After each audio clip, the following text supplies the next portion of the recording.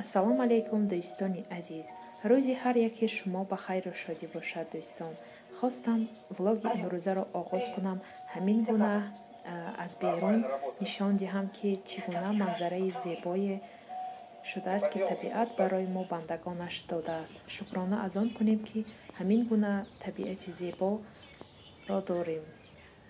дӯстон биёед ана акнун влогро оғоз мекунем. хостам аз ҳамин зебогии манзараи дар пеше ки хонаи мо ҳаст ман аз оина ҳар рӯз тамошо мекунам.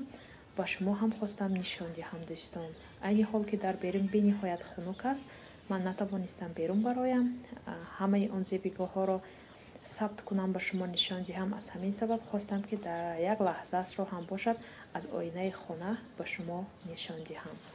дӯстон биёед ана акнун влогро оғоз мекунем. влоги имрӯзаи мо аз чиҳо иборат аст дӯстон? биёед тамошо мекунем. одамое ки нав ба канали мо омаданд, ба ҳар яки шумо тамошои хубу бо фароғатро таманно дорам дӯстон. ана инҷа фотимаҷони моро мебинем. фотимаҷони мо 10 моҳ дорад. намедонам додарашро дид, ба ӯ ҳам писанд омад ами чупачупс қандакҳо, яъне ӯ ҳам гирифт, ҳам бо ҳавас хӯрда истад. ин бори аввал аст. хостам ба шумо ҳам нишон диҳам. мо духтари шӯх аст бениҳоят. ина ҳамин гуна биёед дӯстон тамошо мекунем ки ана фотимаҷони мо бо ин қандак чӣ кор мекунад.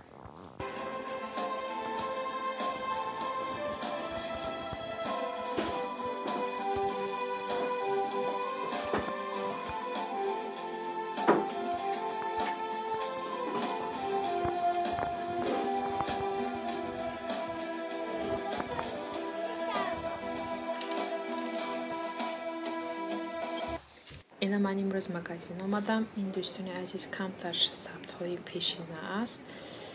камтар вақт ки надоштам намондам, хостам ба шумо нишон диҳам. ин як магазини калон аст, дар центр мегӯянд сити мол. дӯстоне ки дар Питер зиндагӣ мекунанд медонанд. нахостам ба шумо ана акнун нарху навои тиллоро дар магазинҳои мо нишон диҳам. дӯстон ин як намуди магазин аст. ин магазини Sunlight. ӯ бояд маҳкам мешуд. дар ҳамин ҷо бениҳоят аксияҳои зиёд карданд ки фурӯшанд ва маҳкам кунанд.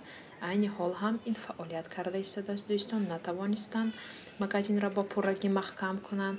аз ҳамин сабаб то ҳол кор карда истодааст магазин. дар ин ҷо грамми тилло камтар пеш 2700 рубл буд як граммаш. як рӯзи дигар рафтам пурсидам ки айни ҳол грамми тилло чанд сум аст. онҳо гуфтанд ки 4200 рубл будааст як граммаш. ина акнун биёед абзорашро тамошо мекунем дӯстон. инҷа бошад ҳозир ғайр аз тилло бо соат ҳаст дӯстони азиз. соати мардона, занона. хайрости гап нархашро напурсидам чанд сум меистям. хайна мин гуна тилловориро хостам ба шумо нишон диҳам ки дар мо ҳам чӣ мегӯям магазинҳои тилло ҳаст. як намудаш аст. бениҳоят магазини тилло бисёр аст. ман барои духтарчам хостам як намуд ҳалқачаро гирам. боз аз ин ҷо ҳам ба шумо нишон додам ҳалқачаҳои кӯдакон ҳаст. аз 5000 сар мешавад асосан дидам. инҷа барои кӯдакҳо ҳаст. биёед дӯстон тамошо мекунем тиллоҳоро.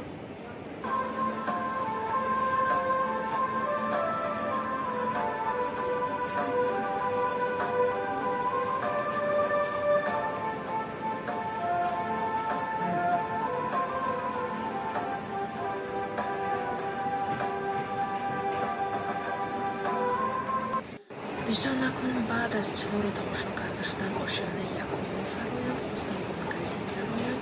на инҷа бошадам дар якум этажам бениҳоят магазинҳо бисёранд. ман акнун меравам магазини брикростак. хостам ки аз инҷо намегирам дӯстони азиз. дар инҷо бошад даром мепазам дар дохили магазин, яъне ман акнун меравам аз инҷо номро мегирам ва сими хонаро мешавам дӯстон.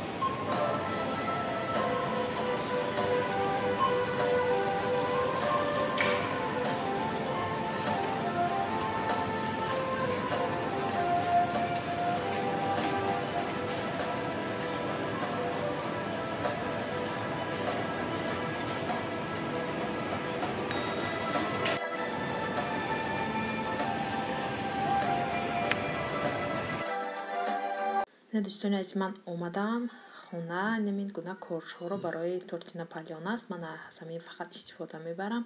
مزهش هم خوب است و تورتش هم ناز میبراید. من اساسا اون رو با کریم زغالو میگویم، با همون کریم میکنم دوستان.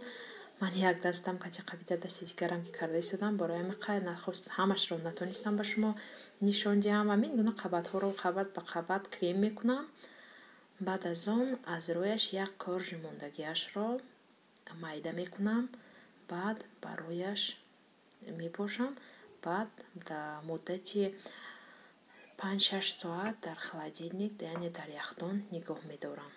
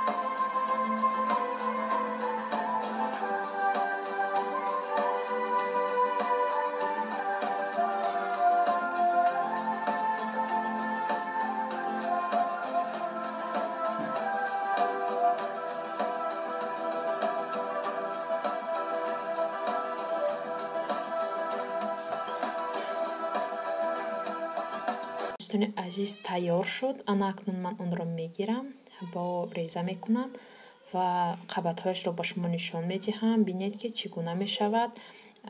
برای شما هم توصیه میدهم. این به نهایت آسان است. کورج پختن در دуховкаи من دуховкаи گازی که هست نه اونقدر خوب میبراید. از همین سبب من طرز تیارش رو میخرم و به نهایت آسان است. در مدتی 5 دقیقه گویم اگر کریمتان تیار باشد به شما هم تورت تیار می شود. دوستان عزیز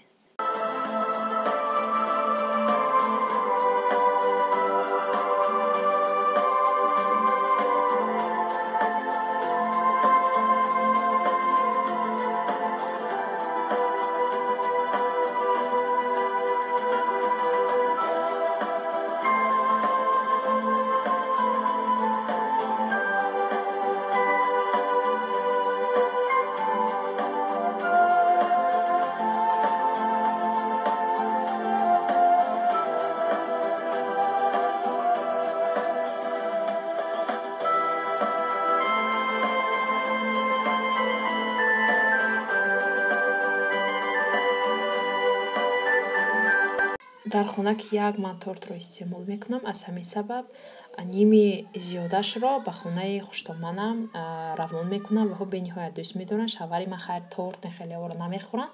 از همین سبب اینه من در کانتینر گرفتم. انا اکنون خانه خوشتامنم روان میکنم.